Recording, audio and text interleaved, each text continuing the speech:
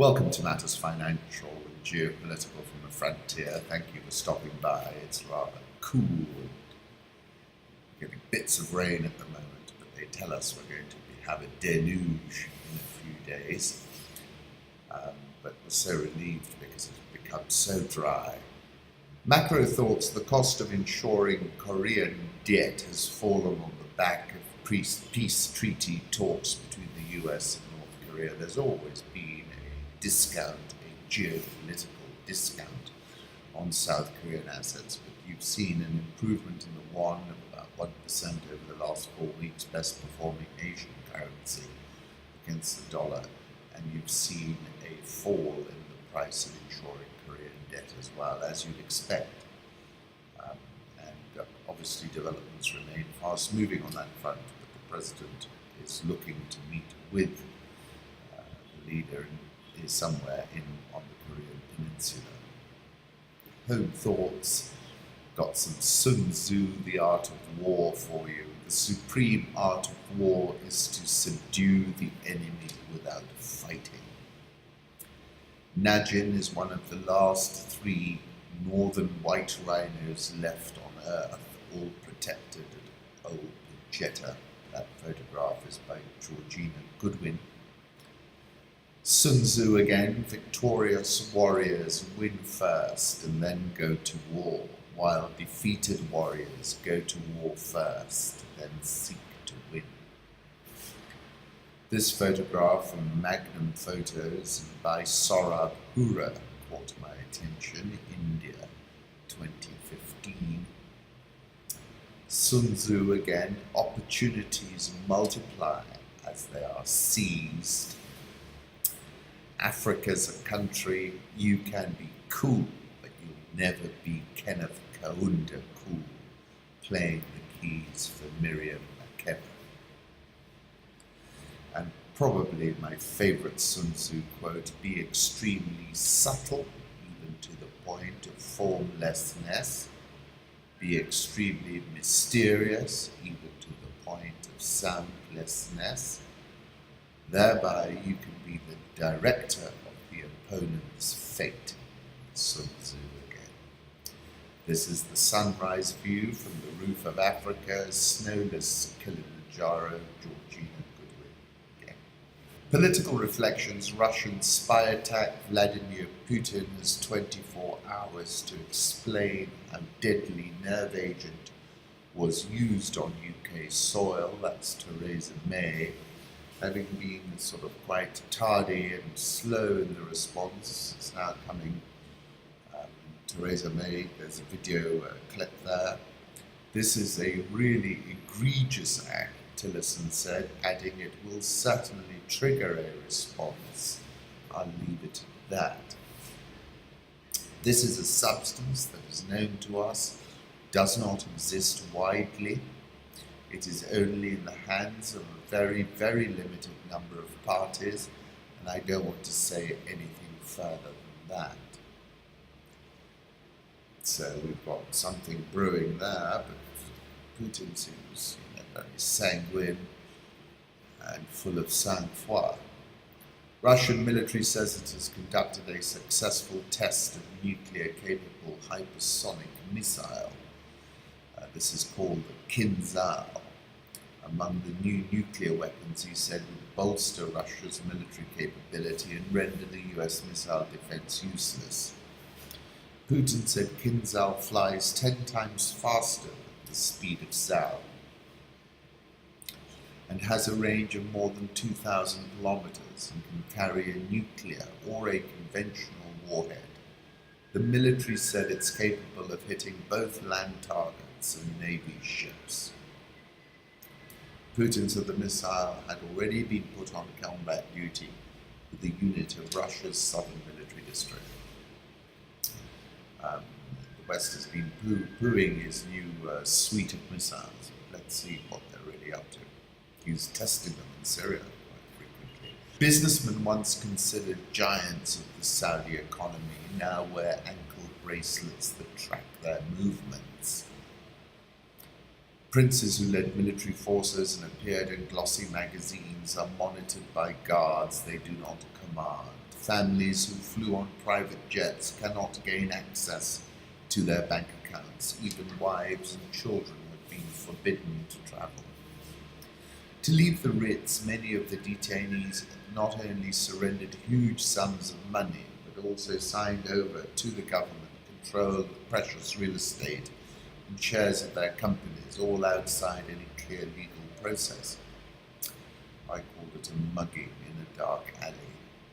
The government has yet to actually seize many of the assets, leaving the former detainees and their families in limbo.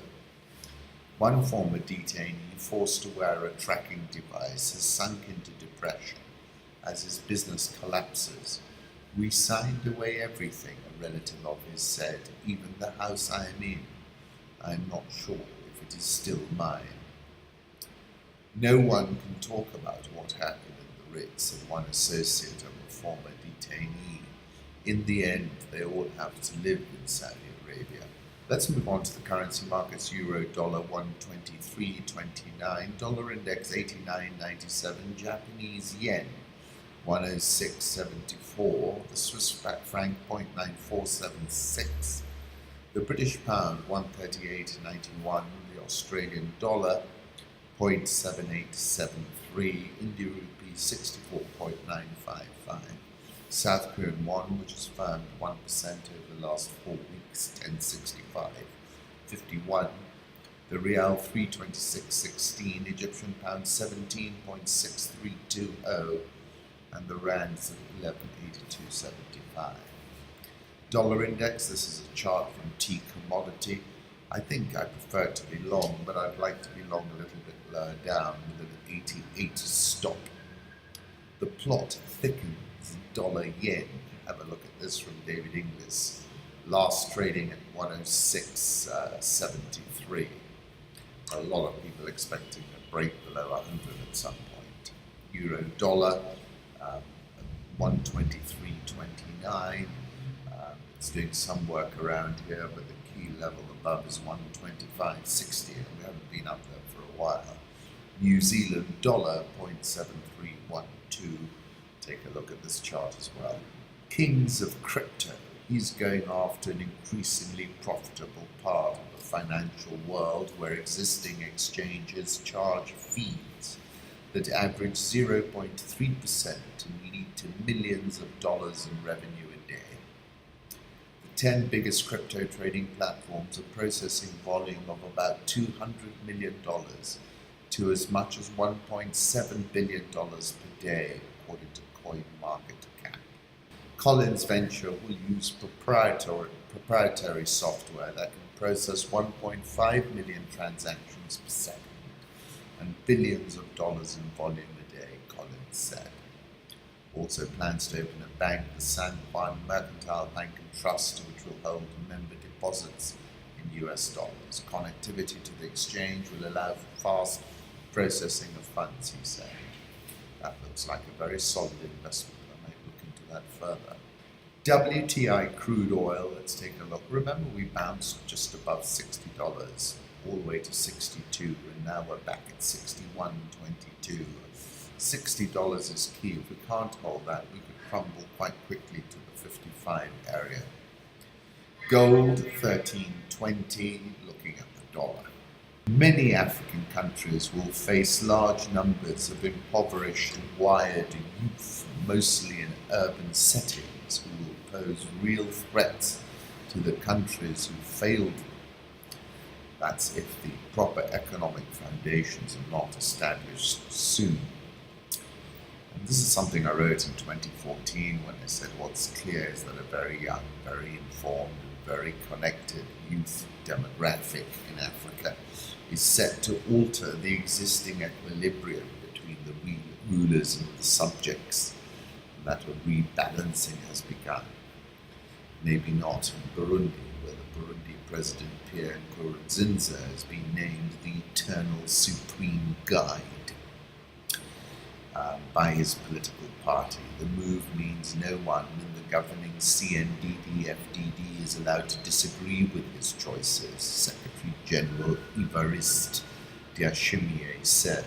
He is our leader. Therefore, in our party, no one is competent comparable to him. He is our parent. He is the one who advises us. That is why I ask all our members to respect that, because a home without the man, its head, can be overlooked by anybody. For us, we have the best. Critics say a cult of personality is developing around the 54-year-old Mr. Nkurunziza. The new title has been bestowed just months ahead of a national referendum, which could end with Mr. Nkurunziza getting permission to rule until 2034. He has a choir and a football team. The football team is called Hallelujah Football Club. Opposition parties in the DR Congo formed a coalition that will back Moise Katumbi's candidacy for the presidency in the elections scheduled for December. You have chosen me to lead us to the coming elections, Katumbi told a gathering of supporters in Johannesburg. I call for unity among the opposition because we have to work together, hand in hand, to go toward free and transparent elections. Congo was supposed to hold elections in 2016 at the end of Kabila's second term. Opposition leaders have previously accused Kabila in power since 2001 of intentionally delaying the vote in order to retain power and change the constitution to enable him to stand for a third term. The new group that will back Katumbi will be known as Ensemble pour le Changement, opposition lawmaker Deli Sesanga said at the rally. Katumbi is the 53-year-old Kabila ally and former governor of Congo's copper and cobalt-rich Katanga province. Moise needs to get back to the Congo first. And in June 2016, I said Kabila, however, outwitted Katumbi by removing him from the street in the Congo entirely. And I said then that might well prove a technically, cleverly administered technical knockout. I was saying in 2016, Moise Katumbi had been leading the street against a third term for Kabila. Birthday boy President Joseph Kabila is constitutionally barred from running for a third term, and Katumbi had set out his stall and looked like a formidable adversary. In fact, the numbers were building, and Katumbi must have been thinking that this might just turn into a tsunami. President Kabila, however, outwitted Katumbi by removing him from the street in the Congo entirely. I said this might well prove a cleverly administered technical knockout.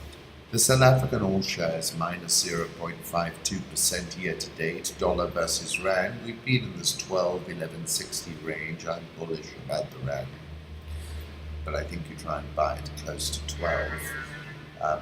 The United States Secretary of State, Mr. Rex Tillerson, is seen arriving at the presidential villa in Abuja to meet with President Buhari. The Nigerian all-share is up 12.59% this year. Ghana may struggle to repay lenders for its $1.3 billion cocoa loan. It's already selling cocoa at a loss after it chose not to lower prices for farmers, even as global prices slumped by a third from July 2016 through the end of last year. The regulator is losing the equivalent of about $600 for every ton sold this season, it said in February. The Ghana Stock Exchange is the best performing stock market in the world. It's up 25.46% this year. My piece over the weekend was the rapprochement. And I was saying in international relations, a rapprochement comes from the French word rapprocher, re-establishment of cordial relations between two countries. In the political scene of an individual country, rapprochement means the bringing together of diverse political factions. I was speaking about Friday's rapprochement between President Kenyatta and His Excellency Raila Odinga, which took place on the steps of Harambee House, flashed across our TVs and across the world, and carried many loaded meanings. And I said the timing of this rapprochement was coincident with the arrival of the US Secretary of State, Rex Tillerson, in Nairobi, and spoke to a US influence, describing the nature of Raila's support. And I sort of drew a connection between voting in Langata and a visit I made to Ajmer. In Langata, all you could hear was the crowd chanting, Baba, Baba, Baba, and I wondered, is this politics or something else entirely? Ryla said that the descent, D-I-S-S-E-N-T, stops here, and dissent has been a significant weight on the economy. McLuhan said politics will eventually be replaced by imagery. The politician will only be too happy to abdicate in favor of his image, because the image will be much more powerful than he could ever be.